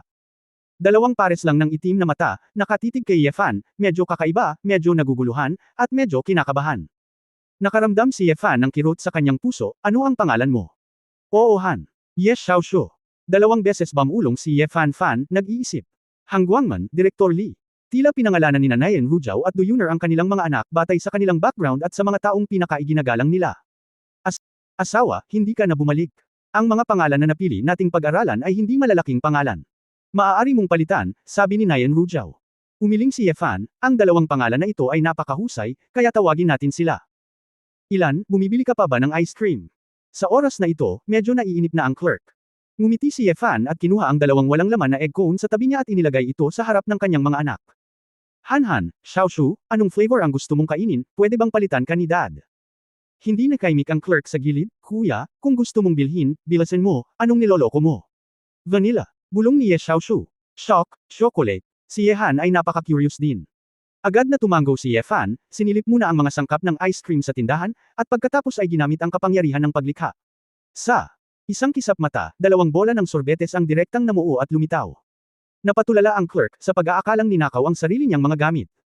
Ang dalawang maliliit na lalaki ay masayang kinuha ang ice cream, at pagkatapos ay tumingin sa mga mata ni Yefan, ang mga bituin ay kumikislap na. Hindi pinangarap ni Yefan na pagkatapos niyang maging creator, bumalik siya sa Watay, at ang unang pagkakataon na ginamit niya ang kakayahan ng creator ay gumawa ng ice cream para sa kanyang mga anak. Kabanata 4208 Mangyaring uminom ng tsaa. Kabanata 4208 Mangyaring uminom ng tsaa. Hindi ka pa ba nagpapasalamat kay Papa? Hindi masyadong nagulat sina Nayan Rujao at Du Yuner, hindi nila maintindihan ang lakas ni Yefan, naramdaman lang nila na ang kanilang sariling tao ay makapangyarihan sa lahat. Salamat, ang. Nagpasalamat ang dalawang maliliit na lalaki, ngunit halatang hindi nila matawagan si tatay ng sabay-sabay. Bahagyang nawala si Yefan, ngunit naunawaan din niya na mahirap para sa mga bata na tanggapin ito kaagad pagkatapos bumalik ng biglaan. Sa pagbabalik, medyo kinakabahang sinabi ni Nayan Rujao, asawa, hindi mo kami masisisi sa pagpapadala ng iyong anak sa kindergarten dito, tama ba? Paano ito nangyari? Nakangiting sabi ni Yefan, pinapahalagahan ko pa rin ang iyong pagsusumikap. Hindi mo ba alam? Ang pagiging anak ko ay nasa ilalim ng maraming presyon, at wala ako sa iyong tabi, kaya natural na kailangan mong maging mas maingat. Ang ma-enjoy ang pagkabata ng bata at maunawaan ang mundo ay higit na mas mahusay kaysa sa pagiging bata. Mas mahalaga na maging mga anak ng Sword God. Inaasahan din ni Yefan na ang kanyang mga anak ay may kani-kanilang buhay, at hindi mukhang hindi naaayon sa lahat ng nabubuhay na nilalang dahil siya ang Diyos ng espada at ang tagapaglikha. Sila ay dapat pumunta sa kanilang sariling paraan, hindi upang maging kanyang mga kasama. Jiao, sabihin ko lang, siguradong mauunawaan ni Brother Yefan, nakangiting sabi ni Du Yuner. Masayang sinabi ni Yefan, naiintindihan pa rin ako ni Yuner. Pero, Xiaoshu, bakit ang payat niya? Kung ikukumpara kay Tuan-Tuan, hindi siya kamukha ng sarili niyang kapatid.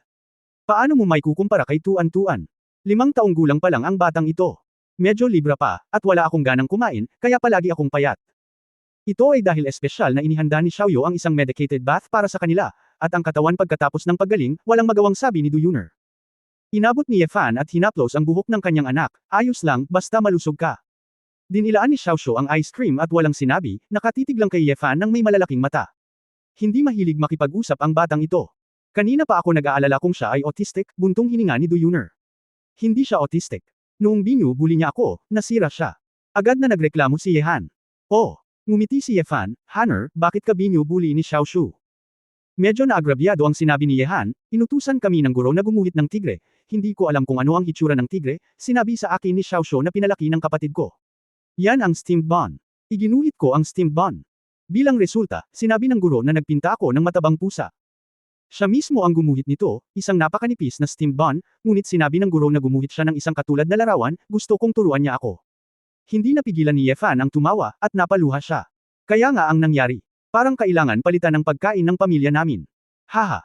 Namula si Xiaoshu, sinipa si Yehan gamit ang kanyang mga daliri sa paa, at agad na nagtago sa mga bisig ng kanyang ina. Tingnan mo. Tignan mo na naman ang pang-aapi niya sa akin. Lalaki ako, wala akong alam sa iyo. Ngumisi si Yehan. Mukhang sanay na sina Nayan Rujao at Du Yuner. Nang makita si Yefan na nakangiti ng napakasaya, medyo hindi sila nagkaimik. Kuya Yefan, nakakatawa ba ito? Wala kang pakialam. Nanlumo si Du Yuner. Ano ang problema? Sa tingin ko ay ayos lang, pinalaki mo sila ng maayos, sabi ni Yefan na may kasiyahan. Ano ang problema? Hindi alam ni Du Yuner kung tatawa ba siya o iiyak. Matamis na ngumiti si Nayenro, sinabi ng asawang lalaki, pagkatapos ay ayos lang, gumaan ang loob ko. Tumango si Yefan, nga pala, nasaan si Tuan Chuan? Nag-aaral pa ba siya? Kung makikita mo ang babaeng ito, natatakot akong hindi kita makikilala. Pinaglalaroan ni Du Yuner ang kanyang panlasa. Talaga. Medyo hindi kumbinsido si Yefan, kahit na magbago ang 18th National Women's University, hindi nito gagawing hindi ako makilala, di ba? Ang hitsura ay pangalawa, higit sa lahat. Umiling si Du Yuner, kapag nagkita kayo, natural mong malalaman. Nasaan siya? Siya na ngayon ang kanang kamay ni Sally Ye, naglalakbay sa buong mundo para sa negosyo. Hindi ko alam kung nasaan siya. Oh, huwag magmadali, gayon paman, nagpadala na kami ng mensahe sa grupo ng pamilya ngayon, dapat malaman ng lahat na bumalik ka. Sabi ni Du Yuner, siguradong uuwi ang lahat, natural, nakikita ko ang panganay nating babae. Huminga ng malalim si Yefan, at ang pag-iisip na ang kanyang pamilya ay nagmamadaling bumalik ay medyo kinabahan siya, ngunit mas inaabangan niya ito. Pagdating ko sa bahay, may mga nakatayo na sa sala. Sa pagtingin sa mga pamilyar na mukha, may halong damdamin si Yefan. Bagamat maraming beses nang nangyari sa kanya ang drama ng reunion pagkatapos ng mahabang pagkawala, mas makapal pa sa tubig ang dugo, at hindi na ito mababago sa huli. Ito ay kalikasan ng tao. Papa, Mama, babalik na po ako. Ang dalawang ina ni Niewuyo at Ji Soksan ay sumugod at niyakap si Yefan. Buti bumalik ka, buti na lang okay ka na. Kahit na alam niya na ang kanyang anak ay makapangyarihan, ngunit pagkatapos ng lahat, sa pagkakataong ito ay napunta siya sa malaking mundo, at ang likas na pag-aalala ng pagiging isang ina ay napakataas. Si Yelong Yuan ay halatang bumuti ng gusto sa lakas. Sa pagtingin kay Yefan, nakaramdam siya ng isang uri ng pagkabigla. Ikaw bata, anong kaharian? Mahinahong sinabi ni Yefan, ang ikalawang palapag ng lumikha, ang kaharian ng kawalan, ang siyam na kapigatian ng Qinglong. Ano? Siyam na kapigatian ng Qinglong? Bulalas ni Yewangto, kumpara sa lumikha, ang mga taong Shenlong ay natural na mas sensitibo sa Asher Dragon Tribulation.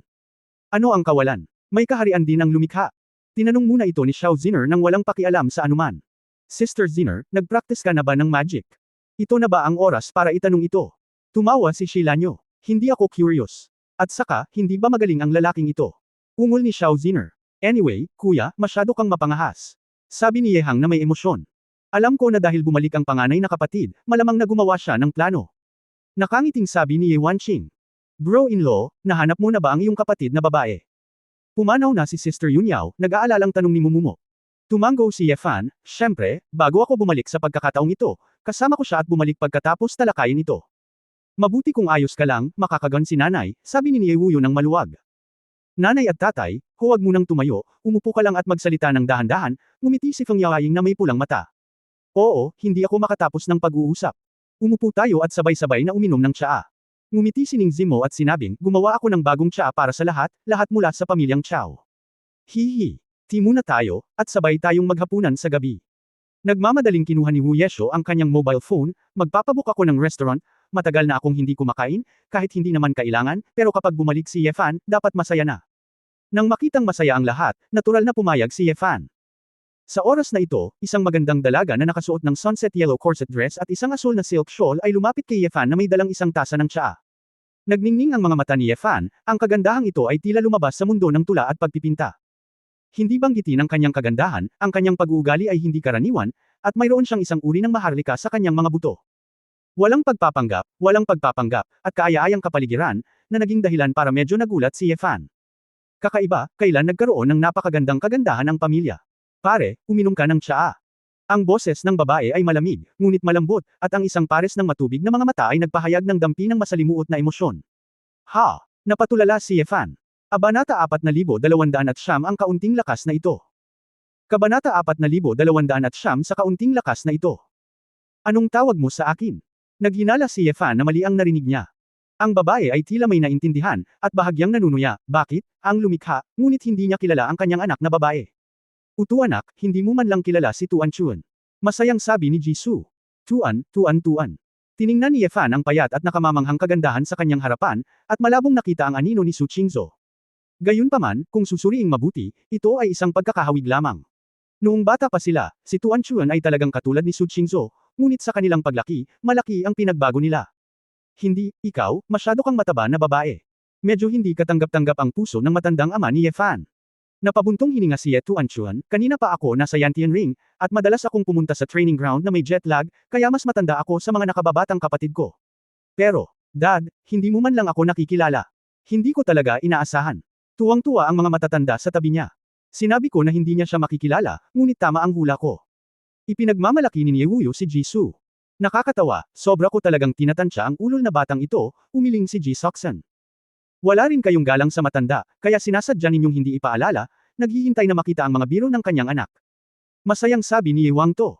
Tawa rin ng tawa ang mga babae kaya natuwa sila nang makitang nakadapa si Ye Fan.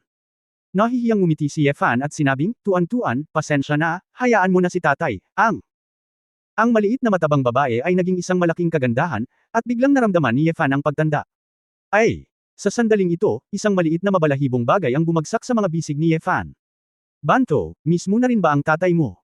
Ngumiti si Tuan Chuan. Dinilaan ni Ye Fan ang balahibo ng matabang tigre at bamantong hininga, hindi ka nagbago.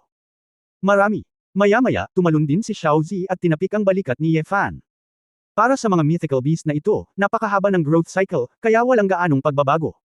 Pagtalikod, tiningnan ni Ye Fan ang dumplings sa mga braso ni Bai Chenluo sa hindi kalayuan. Ang maliliit na mata ng dumplings ay dulang, at ang maalog ay nasa kanyang bibig, na parang walang kinalaman dito. Ikaw ang pinakawalang konsensya, reklamo ni Ye Fan. Sa oras na ito, sinabi ni Tuan Chuan, Tatay, Tita Sally Ye, Tita Patricia, at Tita Ai kailangan nilang pumunta mamaya dahil hindi sila makakalabas ng ilang sandali. Ngunit sa palagay ko dapat kang magtipon ng maraming tao, kaya gusto kong hayaan silang pumunta ng direkta sa nanoparticle star, nakikita mo ba iyon? Tiningnan ni Ye Fan ang kanyang anak na nagsalita sa maayos at mahinahong paraan, at sinubukang ibagay ang kanyang sarili. Yung nanoparticle star, nasaan na? Ito ay isang planeta na binuo ni Tita Yunyao at ng iba pa para sa paglilinang. Kaya nitong ayusin ang sarili nito, at may time lag pa. Oh, narinig ko siyang nagsalita tungkol dito. Tumango si Ye Fan, okay, hayaan mo na sila, gusto ko talagang makahanap ng maraming tao para sa isang pulong. Sinabi ni Tuan Chuan, okay, kung sino ang dapat kontaken, bakit hindi mo sabihin sa akin ngayon, ako ang namamahala sa pakikipag-ugnay sa mga nakaraang taon. Lahat ng mga partido, sa tamang oras upang matulungan kang mag-organisa ng maaga. Sabi, binuksan ni Tuan Chuan ang computer sa smart bracelet, ready to contact. Tiningnan ni Ye Fan ang mature at may kakayahang babae na may kaluwagan at emosyon sa kanyang mga mata, ngunit bakas din ang panghihinayang. Dad, ano pong nangyayari sa inyo? Tanong ni Tuan Chuan. Ikaw at ang iyong ina. Talagang katulad mo, napabuntong hininga si Ye Fan, masayang-masaya ako na naging napakabuti mo, ngunit. Kinalulungkot ko rin na napalampas mo ang iyong panahon ng paglaki. Ibinaba ni Tuan Chuan ang kanyang ulo, at isang ngiti ang lumitaw sa gilid ng kanyang bibig. Sa totoo lang, noong ako ay teenager, medyo nagrereklamo ako tungkol sa iyo ng aking ina, bakit mo ako iniwan? Ngunit pagkatapos ay sinundan ko si Tita Sally Ye sa paligid at natutunan kung paano pamamahala, nalaman ko na talagang maraming mga bagay na nakatagong, at unti-unti kong napagtanto na ito ay talagang hindi madali para sa iyo. Kung talagang nagsisisi ka, tandaan mong isama mo ako saan ka man magpunta sa hinaharap, okay? Naantig si Ye Fan, talagang isang kawalan pagkatapos makita si Sally Ye. Tumango siya at sinabing, okay, pinapangako ka ni tatay. Pumunta tayo dito, Lord Sword God, sabihin mo sa akin kung sino ang iyong hinahanap, kumurap si Tuan Chuan. Hindi alam ni Ye Fan kung tatawa o iiyak, at agad na nagulat ng serye ng mga pangalan. Sa katunayan, walang iba, tanging ang mga umiiral na master sa 5 Tastes, ang mga matatandang lalaki na malapit sa tunay na Diyos o naging tunay na Diyos. Lumabas ba sina Ji Xuanyuan at Chiu sa Underworld? Tanong ni Ye Fan. Walang balita, kung tutusin, hindi pa maraming taon mula nang iwan mo si tatay, hindi sila lumabas ng ganoon kaga, ani Tuan Chuan. Tumango si Ye Fan, tama, gawin muna natin ito. Bilang karagdagan, ang mga patriarch ng mga hayop, ipaalam sa akin. Sige, kontaken muna kita. Maayos na iniling ni Tuan Chuan ang kanyang ulo at umalis. Paano na, di ba kamukha ng nanay niya? Tumawa si Niewuyo. Katulad, ngunit hindi eksaktong pareho, si Qingzhou ay hindi maghahain ng tsaa ng ganito, makipag-usap sa kanyang ama ng ganito. Mayroon pa ring anino ni Sally Ye. Agad namang nagtanong si Ye Fan, nasaan si Gu Qing? Hindi ba't siya ang palaging nag-aalaga kay Tuan Chuan?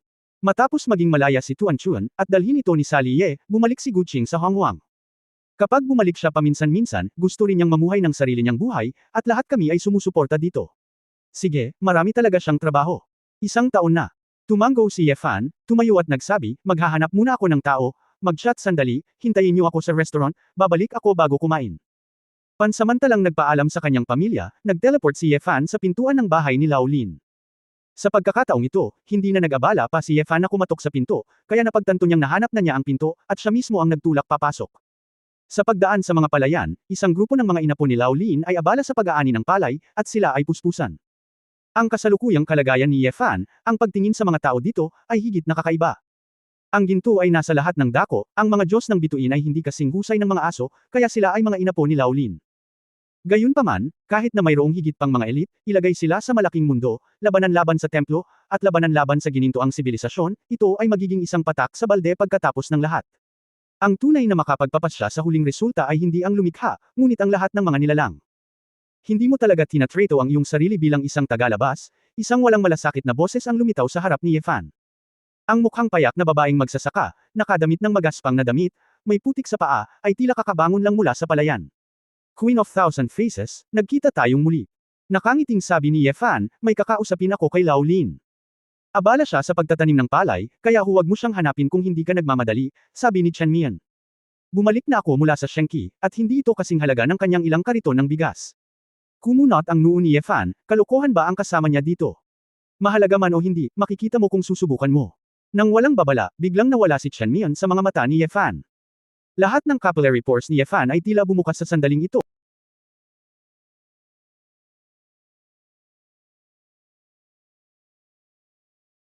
At lahat ng mga cell ay nakadama ng banta. Bang! Nang walang anumang spatial fluctuations, biglang lumitaw si Chen Mian sa harap ni Ye Fan at pinalaya si Ye Fan. Kung ito ay teleportasyon sa kalawakan, kadalasang makikita ni Ye Fan ang mga palatandaan, ngunit imposibleng mahulaan kung gagawa si Chen Mian. May kaunting pananakit sa tadyang ni Ye Fan, ngunit sakit lang iyon. Queen of Thousand Faces, ang kaunting lakas na ito. Kinawit ni Ye Fan ang kanyang daliri, sinenyasan si Chen Mian na ipagpatuloy ang kanyang paggalaw. Naisip niya ito, ngunit sa puntong ito, hindi siya kakausapin ni Lao Lin tungkol sa susunod na bagay. Kung gayon, oras na upang makilala ang pinakamakapangyarihang bruhang kalaliman sa kasaysayan. Kabanata 4210 kumain at uminom ng libre. Bago pa siya matapos magsalita, inatake na naman siya ni Chen Mian. Mawala, lumitaw, mawala, lilito muli. Dahil sa sobrang high frequency na instant burst attack, mahirap bantayan si Ye Fan. Isang makinis na opens iba na parang mercury na bumubuhos sa lupa, na wala man lang bahid ng galaw, o kung hindi ka kikilos, siguradong tatama ka kapag hamampes ka. Salamat sa magaspang na balat at makapal na laman ni Ye Fan, ang mga pag-ataking ito na sapat na upang sirain ang mga bituin ay nagpasakit lamang sa kanyang mga buto. Ginamit ni Ye Fan ang kanyang perception at instinct sa sukdulan, na pinagmamasdan ng lahat ng mga pagbabago sa enerhiya mula sa isang walang katulad na pananaw. Sa wakas, naalis niya ang 1,000 mukhang landas ng pag-atake. Ito lang. Ako si Ni. Direkta namang napag-alitan ni Ye Fan, at hindi mga kamay at paa ang nagmula sa libu-libong mukha, kundi isang grupo ng mga nagkalat na particle ng demonyo. Sa madaling salita, kapag umaatake si Chen Mian, ito ay ganap na wala sa anino, at walang tiyak na galaw. Maaari niyang baguhin ang direksyon ng pag-atake sa isang iglap, o ipasok ang pag-atake sa isang dumadaloy na paraan. Ibig sabihin, hindi makakapagtanggol si Ye Fan laban sa anumang ordinaryong galaw, pagkatapos ng lahat, maaari niyang hatiin ang libu-libong ruta ng pag-atake anumang oras. Ang tanging paraan ay upang ipagtanggol ang isang malaking lugar. Sinabi ni Ye Fan sa kanyang puso na kung nasa kanya ang katawan ng Nine Tribulations Azure Dragon, kung kailangan siyang palitan ng iba, maaaring libu-libong beses na siyang pinatay, at hindi niya alam kung paano siya namatay. Pagkatapos ng isa pang suntok, direktang ginamit ni Ye Fan si Xiangshan Roushui para protektahan ang halos lahat ng kanyang katawan, at kasabay nito ay nag-condense ng lumilipad na espada sa kanyang kamay. Nag-awit siya ng ilang sunod-sunod na espada, at sa wakas ay itinulak ang opens iba ni Chen Mian pabalik. Ang langit ay puno ng hamog na nagyelo. Si Ye Fan ay tumawag ng hindi mabilang na lumilipad na mga espada, na bumubuo ng isang hindi mapapasukan ng hangin na magulong anino ng espada sa paligid niya. Gaano man kabila si Chen Mian, imposibleng ganap na maiwasan ang kanyang light-speed flying sword. Pagdating niya, hindi dapat gamitin ni Chen Mian ang Magic Shadow para kumilos ng walang ingat. Ngunit sa lalong madaling panahon na tuklasan niya na sa anino na estado, kahit na si Chen Mian ay tinusok ng lumilipad na espada, ito ay walang epekto. Para bang binato ng bato sa tubig at bumulwak, yun nga lang, tubig pa rin ang tubig. Kaya mo bang tiisin ang aking walang kapantay na layunin ng espada? Natigilan si Ye Fan, ngunit hindi nagtagal ay natuklasan niya na hindi ganoon ang kaso. Sa tuwing dadaan ang sword intent sa anino, ang Thousand Faces ay kukunin ng ilang particle ng demonyo. Gayunpaman, napakabilis ng recovery rate ng Thousand Faces na tila wala itong epekto. Ang sobrang kakayahan sa pagbawi ay isa ring pangunahing tampok ng Abyss Witch. Lumalabas na ang paglilinang sa sukdulan ay maaaring maging mapangahas sa lawak na ito. Habang nagulat si Ye Fan, gumawa siya ng isa pang plano. Walang kapantay na sword realm. Hindi mabilang na lumilipad na itim na gintong talam ang naging purong sword energy.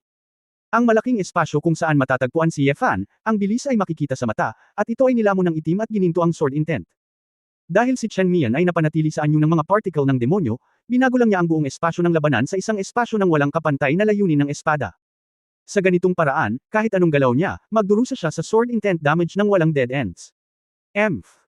Tila ngumisi si Chen Mian, at kaagad na nagsimulang pumailanglang ang mga particle ng demonyo.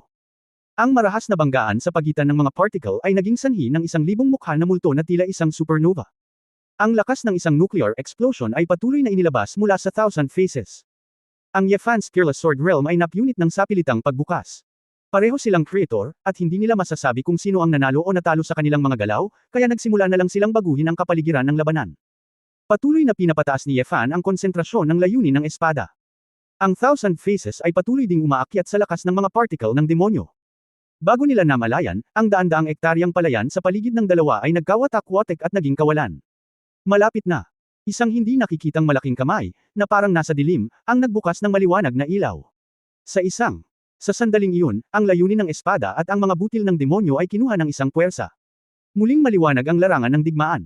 Halos sabay na huminto sina Ye Fan at Chen Mian sa kanilang mga kamay, at tumingin kay Lao Lin, na nakatayo sa malayo, nakasuot ng straw hat. Bakit nakikialam? Medyo hindi nasisiyahan si Chen Mian.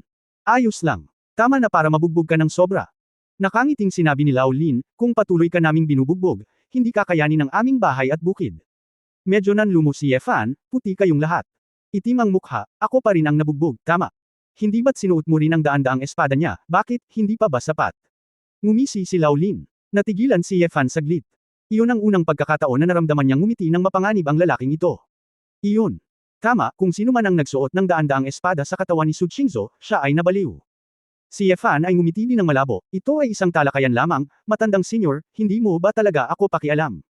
Hey! Ngumiti si Lao Lin at tumalikod at sinabing, sumama ka sa akin.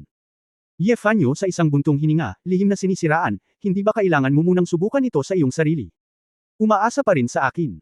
Oo naman, ang templo, ang kawalang hanggan, o ang emperador ng dragon, hindi kung gaano kataas ang kaharian, lahat ito ay isang hulagan. Sa labas ng isang kubo na kawayan, isang lalaki ang nagsisibak ng kahoy at nagsusunog ng apoy, naghahanda na maglaga ng isang kaldero ng manok.